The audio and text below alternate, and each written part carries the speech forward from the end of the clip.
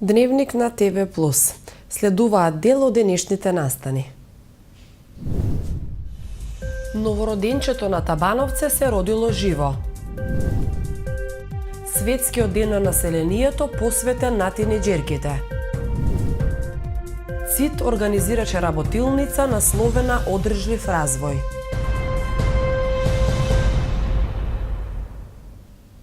Живо родено било бебето кое што студентка го фрли во корпа за отпадоци на граничниот премин Табановце. Таа ќе одговара поради основано сомнение дека сторило кривично дело убиство на дете при пораѓање. Во меѓувреме наредено е психијатриско вештачење на мајката, потврдија од основното јавно обвинителство од Куманово. Бебето кое што студентка од Скопје го фрли во корпа за отпадоци откако се породи во тоалет на граничниот премин Табановце и замина на апсолвентска екскурзија, било родено живо, потврдија денеска од основното јавно обвинителство во Куманово. Според портпаролот Зоран Марковски, истражната постапка продолжува, а наредено е и психијатриско вештачење на мајката со цел да се утврди причината заради која одлучила на ваков начин да се ослободи од бебето. Настанот се случил на 29 март, кога 23 годишната девојка, која што била во 7-миот или 8-миот месец од бременоста, а за која што никој не знаел, ниту пак постојат податоци дека претходно била лекарски контролирана, додека чекала за пасошка контрола, почувствувала силни болки во пределот на стомакот, пошто се упатила во тоалетот во административната зграда на Царинската управа на Табановце и без ничија помош се породила. Новороденчето, кое што било покриено со хартија во корпата за отпадоци, било забележано утредента од персоналот на граничниот премин, пошто случајот е пријавен во Кумановската полиција. По интензивна истрага, по прегледување на камерите и во соработка со организаторите на екскурзијата, утврден бил идентитетот на мајката, која што на 30 март поради влошена здравствена состојба била примена во гинеколошка клиника во Прага. На 18 април, кога се вратила од патувањето, студентката била приведена и однесена на дополнителни медицински вештачења, потврдија тогашот МВР. Скопјанката ќе одговара поради основано сомнение дека сторила кривично дело убиство на дете при пораѓање. Денеска се одбележаа 2 години од хеликоптерската несреќа во Струмица, при што загинаа пилотите Драги Мицев, Маријан Трајковиќ, Тоде Орешков и Илјо Лопатачки. Несреќата се случи на 10 јули околу 22 часот, кога хеликоптерот Ми-17 на МВР удри во антенски столб кај индустриската зона. Хеликоптерот леташе на релација Скопје, Кавадарци, Валандово, Струмица, Берово, Делчево и обратно. Почит на спомен обележието во аеродромската база Брез во Петровец денеска одаде делегацијата на Министерството за внатрешни работи, заедно со семејствата на загинатите. Инаку пилот капетан Трајковиќ е роден 1967 година во Куманово. Своето образование го продолжил како питомец на Воздухопловната академија во Мостар, а потоа дипломирал на Воена воздухопловна академија во Задар, Хрватска во 1991 година.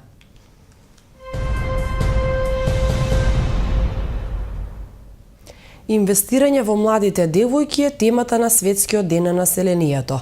Од Обединетите нации се осврнуваат кон квалитетот на живот, можноста за избор, спречување на злоупотреби кај младите девојки, а од друга страна и кон нивна едукација за да може да креираат подобри општества. 11 јули е Светскиот ден на населението, а овогодинешната тема е инвестирањето во младите девојки и тинеџерки, разгледувањето на нивните проблеми во општеството, ставање во фокус на нивното психичко, физичко, сексуално здравје, заштита од било каков вид на злоупотреби и од друга страна инвестирање на во нивното образование, квалитети и едуцирање со цел да можат полесно да ги остварат своите права. Според Обединетите нации, во светот се уште има девојки кои што живеат во општества каде што влегуваат во брак на млади години и каде што не одлучуваат самостојно за продолжување на сопственото образование. Целите на Светската организација се прекинувањето на традициите за влегување во брак на деца, спречување на бременост кај адолесценти и да им се даде моќ на девојките да се информираат и да одлучуваат за своето здравје и живот. Од Обединетите нации се осврнуваат на сексуалното здравје на девојките од маргиналните заедници, но според психотерапевтот Лидија Манасиевска, финансиската состојба не мора да биде пресудна за нормалниот развој на тинеџерките. Според Манасиевска, бременоста кај адолесцентите, навлегувањето рано во сексуалниот живот, следењето на негативните светски трендови имаат голем замав на нашите простори и во богато ситуираните семејства. Секој родител сака децата да му бидат во ред, било со образованието, било со личниот живот, со партнерските односи. во партнерските односи, но се случува тоа индивидуално да некои девојчиња прерано останат бремени. Тоа не е од толку да не се едуцирани, туку не размислуваат за последиците. Само гледаат на моментот, а после кога ќе настане некој проблем, несакана бременост или слично, тие потоа побараат помош или настанат поголеми проблеми. Значи ги следат светските трендови. Границата е померена на првите сексуални контакти, тоа е загрижувачки, што многу ниско е, дури до 14-13 години првите сексуални контакти ги остваруваат, што понатаму резултира со последици и по менталното и воопшто со целото здравје на таа личност. Според Манасиевска не се обрнува внимание на едукација за репродуктивното здравје кај тинеџерките и тоа доведува до директно влијание на средината и негативните трендови врз нив. Се им е достапно на младиве. Значи, достапно им е и партнерите, и едно време владееше сознанието дека за пари одат. Не е тоа. Ја мислам дека не е тоа. Трендовите си и друштвото како влие. Значи, ќе се слушаат како другарката, така и таа. Значи, се поведуваат, подводливи се, а во моментот не размислуваат за последиците.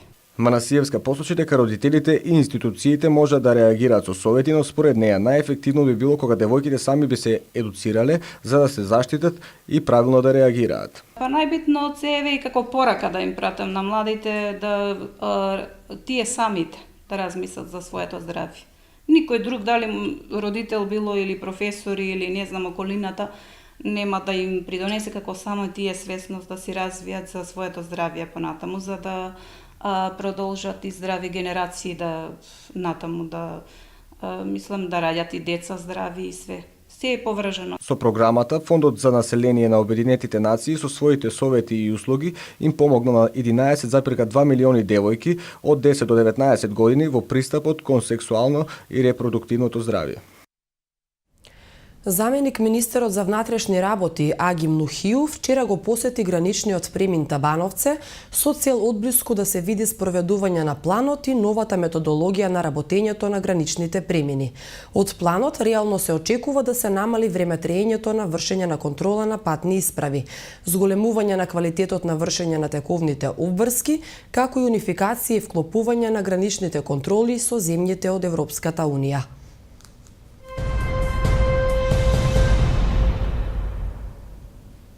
Во тек е жетвата во Кумановскиот регион. Досега се ожнеени 50% од вкупната површина засијана со пченица и на 90% површина со јачмен. Надлежните се задоволни од годинашните приноси. Приносите од пченицата и јачменот што се прибираат годинава се подобри и со подобар квалитет од претходните години, покажува последниот извештај од реализираната жетва во Кумановскиот регион. Добрите приноси се резултат на поволните услови за развој на есенските жита, велат надлежните. Според Насер Даути, раководител на подрачната единица на Министерството за земјоделство, шумарство и водостопанство со седиште во Куманово, жетвата се одвива непречено и според планираната динамика. Има доволно механизација, иако се оди со истото темпо како и досега, жетвата навреме ќе биде завршена, вели Даути. Јачменот приносот се движи од 4 тона или 4000 кг по хектар до 4500 кг по хектар, додека кај пшеницата приносот е од 3500 до 4000 кг по хектар. Кај поголемите земјоделски претпријатија кои ги применуваат сите агротехнички мерки, приносите се уште поголеми и се добиваат и до 6000 кг по хектар. Од почетокот на жетвата досега се ожнејане околу 50% од планираната површина со пченица и повеќе од 90% со јачмен. Последниот извештај што го имаме од терен, негде жетвена површина по хектаража е вкупно негде 12.820 хектара за пченица, од кои земјоделски претпријатија 2000, индивидуални земјоделски производители 10.820. Значи, ожнеени површини за пченица зборуваме, вкупно 6410 хектара, земјоделски предпријатија 1000, индивидуални земјоделски 5410, што се подразбира негде 50% ожнеени површини по хектар за пченица. Односно за јачменот, негде имаме површина 8713 хектара, од кои земјоделски предпријатија 1000 хектара, индивидуални земјоделски производители 7713 хектара, од кои се ожнеани површини негде 90%, можда над 90%.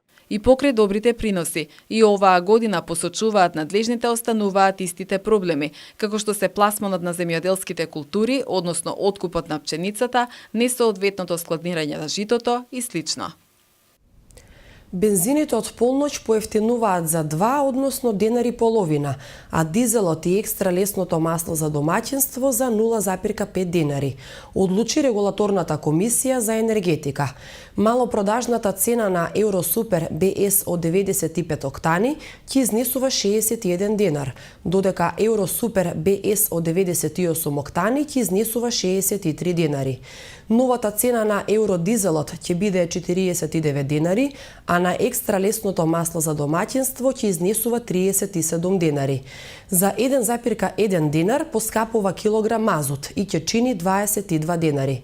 Како што соопшти регулаторната комисија, корекциите се извршени врз основа на просечната цена на суровата нафта на светскиот пазар во изминатите 2 недели и курсот на доларот.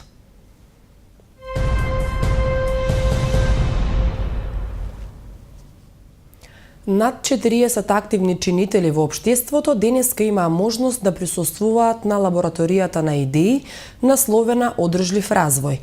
Истата организираше Центарот за интеркултурен диалог во рамки на проектот Граѓанско општество за европска интеграција.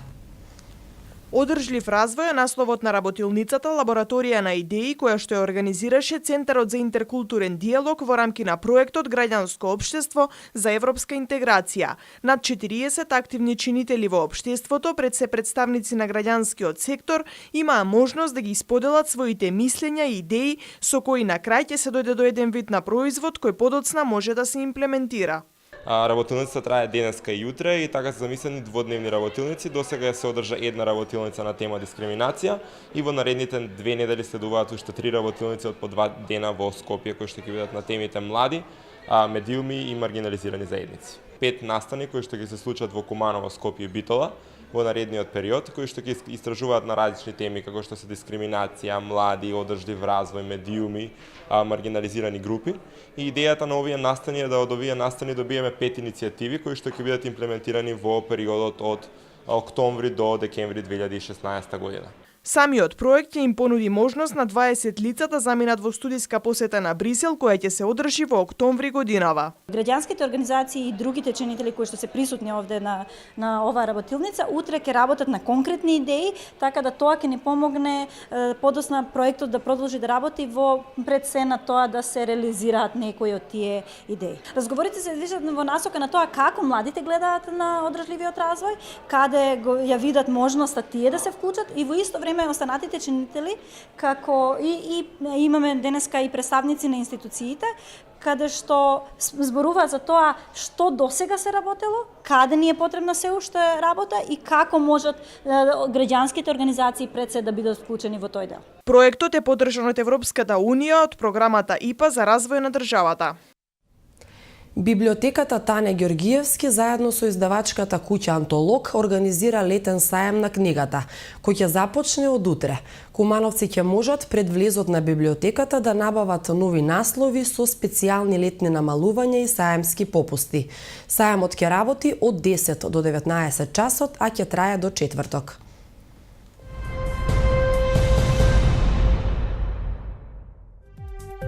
Времето денеска во Куманово беше многу топло и сончево, а дуваше слаб северозападен ветер. Дневната температура изнесуваше 33 степени, а утринската 15. За утре метеоролозите најавуваат многу топло и сончево време. Дневната температура ќе достигне до 34 степени, додека утринската ќе се намали до 18 степени.